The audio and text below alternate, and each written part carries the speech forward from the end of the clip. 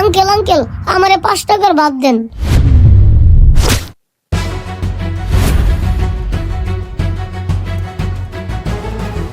এ রিয়াজ, কই তুই? এদিকে আয়, তাড়াতাড়ি পানি লই আয়।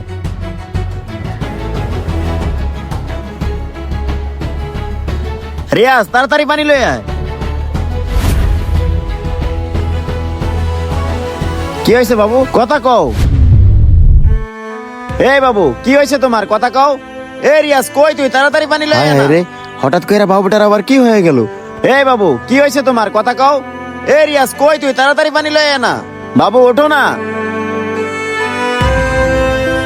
ভাই এই যে পানি।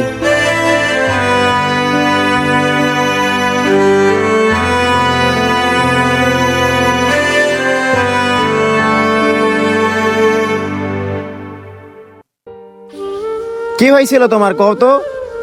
আঙ্কেল, আমার না অনেক ক্ষুধা লাগছে। আমি 2 দিন ধরে কিছু খাই নাই। আমারে করে ভাত দিবেন, আমি খাইয়া আপনারে সব বলতাছি। আচ্ছা আচ্ছা, ভাত দিতে বলতেছি। এ রিয়াজ, তাড়াতাড়ি ভাত লই আয়। আচ্ছা ঠিক আছে, আমি যাইতেছি। ভাই এই যে ভাত তরকারি। এই নাও বাবু, তাড়াতাড়ি পেটটা ভরে ভাত খাও। রিয়াজ, ওই টেবিলে কি লাগে দে, আমি এদিকটা দেখতেছি। আচ্ছা ঠিক আছে।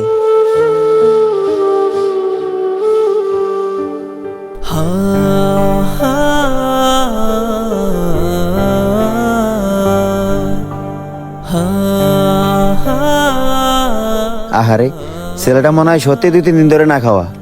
আর তা না হলে তো আমার এখানে এসে অজ্ঞান হয়ে পড়তো না, আর এইভাবে ভাত খাইতো না। বাবা, এইবার বলো, কি হয়েছিল তোমার? তুমি আমার এখানে আইসা 5 টাকার ভাত চাইলা, আবার অজ্ঞান হয়ে গেলা। কাহিনীটা কি? আমি তো কিছুই বুঝলাম না, যদি আমার একটু খুইলা কইতা। আসলে হয়েছে কি আঙ্কেল, আমার মা মারা যাওয়ার পরে আমার বাবা একটা বিয়ে করে।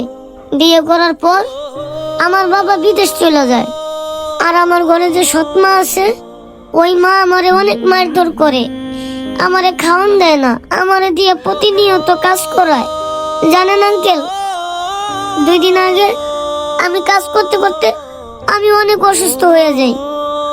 কোনো কাজ করতে পারি নাই। এই কারণে আমার সৎ মা আমারে 3 দিন বাথরুমে আটকায় রাখছে। আটকায় রাখা আমারে খাবার টাবার কিচ্ছু দেয় নাই। আমি ক্ষুধার জ্বালা সহ্য না করতে পাইরা কোন রকম বের হইয়া সোজাসুজি আপনার কাছে চলে আইছি।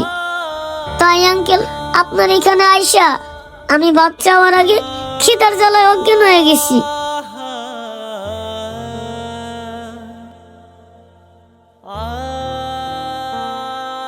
কি কইতাছো?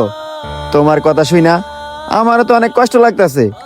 মানুষ এত নিষ্ঠুর কিভাবে হয়? একটা এতিম বাচ্চা, তার উপরে এত নির্যাতন কিভাবে করে? বাবারে, কান্না কইরো না। দুনিয়ার সব সৎ মাই এমন, নিজের পেটের সন্তান ছাড়া কখনো অন্যের পেটের সন্তান রে নিজের কইরা নিতে পারে না।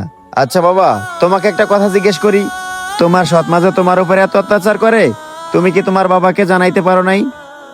আঙ্কেল, আমি আমার বাবারে জানাইতে চাইছিলাম, কিন্তু আমি যখনই মোবাইল ধরি আমার মা মনে করে আমি আমার বাবারে সব কইয়া দিব। আর তখনই আমার থেকে মোবাইল কাইরা নিয়ে যায়, আমারে মোবাইলই ধরতে দেয় না। বাবা শোনো, তোমাকে একটা কথা বলি, আজকের পর থেকে তোমার ওই সৎমার কাছে তোমাকে যাইতে হবে না।